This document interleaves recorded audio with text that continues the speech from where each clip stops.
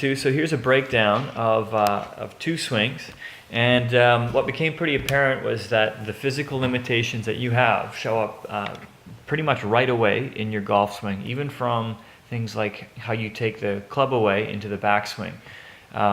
So what we talked about was that both hips need more internal rotation. So internal rotation it'd be if you're turning into your backswing, your right hip or trail hip needs more range that way. And that's going to make it easier for you to essentially kind of coil, get more power, and transition, and continue to have a great sequencing through the downswing to impact.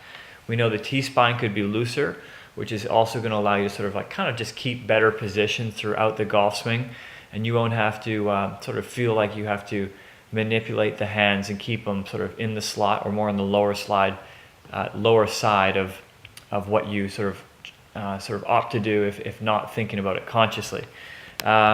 So transition, how you start the downswing every single time is almost always perfect. Hips start first, shoulders second, hands third. But when we look at when these segments reach their peak speeds, we're always getting the same order: the hips peaking second, the shoulders are outracing the hips, and the hands are third. So this is what we mean. So downswing, impact. The shoulders are outracing the hips, and the hands are third.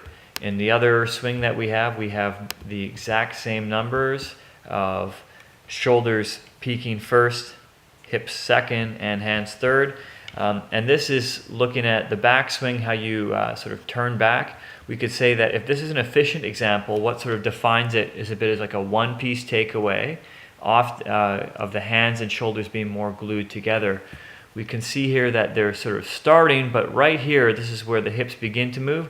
We want to try and get the core more active, so that it's almost like you start lagging the hips right away into the backswing. So it's one of the ways to generate more power and for a more consistent swing.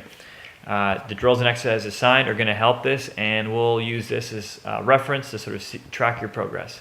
Hope this helps.